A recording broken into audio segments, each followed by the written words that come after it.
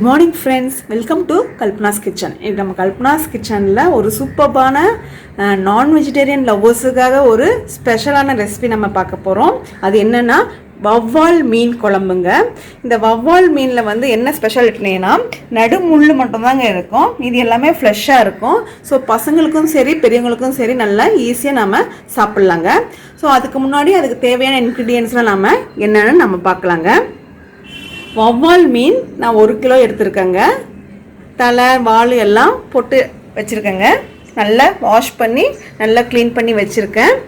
3 பெரிய வெங்காயம், 3 பச்சை மிளகாவும் கொஞ்சம் கறிவேப்பிலையும், 2 தக்காளி, 3 டேபிள் ஸ்பூன் நம்ம வீட்டில் அரைச்ச மிளகாத்தூள், 15 பல்லு பூண்டு, புளி வந்து ஒரு நல்ல எலுமிச்சைப்பழ சைஸ் 2 எலுமிச்சைப்பழ சைஸ்க்கு நான் எடுத்து வச்சுருக்கேங்க. பெருசாக கொஞ்சம் எடுத்து வச்சுருக்கேன். 1/2 டேபிள் ஸ்பூன் மஞ்சத்தூள், 1 டேபிள் ஸ்பூன் உப்புங்க. இவ்வளோ தாங்க நம்மளுக்கு இன்க்ரீடியன்ஸுங்க. இந்த மீன் குழம்பு ரொம்ப சிம்பிளாகவும் ஈஸியாகவும் நம்ம வீட்டில் செஞ்சிடலாங்க. நெக்ஸ்ட் ஸ்டெப்பாக நம்ம வெங்காயத்தை பொடி பொடியாகவும் தக்காளியும் பொடி பொடியாகவும் நம்ம கட் பண்ணி வச்சுக்க போகிறோம். புளியை வந்து கொஞ்சம் 1 டம்ளர் தண்ணி விட்டு கொஞ்சம் நல்லா கரைச்சி வச்சுக்க போகிறோங்க. இவ்வளோ தாங்க இன்க்ரீடியன்ஸ். நெக்ஸ்ட் ஸ்டெப் எப்படின்னு பார்க்கலாங்க. பாருங்க, நம்ம மீன் குழம்புக்கு வெங்காயம் தக்காளி எல்லாம் கட் பண்ணி வச்சிட்டோம். புளி வந்து நல்லா கரைச்சி வச்சுருக்கோங்க. இப்போ வாங்க எப்படி செய்யறதுன்னு நம்ம பார்க்கலாம். நான் மண் வடச்சட்டி வச்சுருக்கேங்க. மீன் குழம்பெல்லாம் மண் சட்டியில் செஞ்சால் சூப்பராக இருக்குங்க. நான் எண்ணெய் வந்து ஒரு 5 டேபிள் ஸ்பூன் ஆயில் சேர்த்துருக்கேன். நான் வந்து கடலெண்ணெய் சேர்த்துருக்கேங்க. கொஞ்சமாக உளுந்து கடுகு போட்டுக்கலாங்க. கொஞ்சம் வெடிச்சப்புறம் நம்ம எடுத்து வச்சுருந்த ஆனியன் ஆட் பண்ணிக்கலாங்க.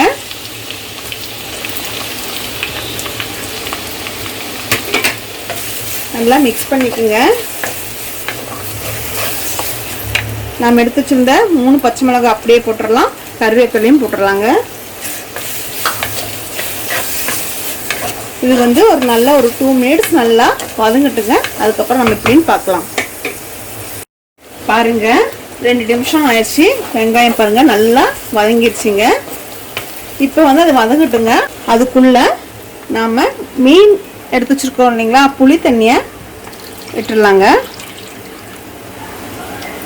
நம்ம எடுத்து வச்சுருந்த அந்த மிளகாத்தூள் ஆட் பண்ணிக்கலாம். இது நல்லா கொஞ்சம் அப்படியே ஊறட்டுங்க. ஒரு 10 நிமிஷம் ஊறுனா அந்த மீனில் அந்த காரமெல்லாம் இறங்கிரும். மிக்ஸ் பண்ணி இங்கே ஒரு வாரமாக வச்சுக்கோங்க. இப்போது நம்ம நெக்ஸ்ட்டாக நம்ம எடுத்து வச்சுருந்த தக்காளியை ஆட் பண்ணிக்கலாம். பூண்டையும் ஆட் பண்ணிக்கலாம். பூண்டு போட்டால் சூப்பராக இருக்குங்க. பூண்டு நீங்கள் நிறைய போட்டால் சூப்பராக இருக்கும். நான் வந்து இஞ்சி போட மாட்டேங்க. ஒரு சிலர் இஞ்சி போடுவாங்க. எனக்கு இஞ்சி போட்டால் எனக்கு அந்த ஃப்ளேவர் பிடிக்காது. ஸோ இஞ்சி குழம்பு மாதிரி ஆயிடுது. அதனால் நான் இஞ்சி போடுறது இல்லைங்க. இப்போ நம்ம எடுத்து வச்சுருந்த அந்த உப்பு மஞ்சத்தூளும் ஆட் பண்ணிக்கலாம்.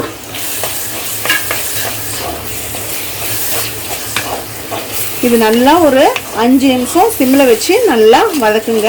வதக்கின அப்புறம் நம்ம பார்க்கலாம். தட்டு போட்டு மூடிடுங்க. பாருங்க, 5 நிமிஷம் ஆயிடுச்சுங்க. பாருங்க, எண்ணெய் நல்லா பிரிஞ்சு வந்திருக்குங்க. நல்லா வெந்துருச்சுங்க. இந்த சமயத்தில் நம்ம இன்னொரு எக்ஸ்ட்ராவாக நம்ம 2 டேபிள் ஸ்பூன் மிளகாத்தூள் இதில் ஆட் பண்ணிக்கலாங்க.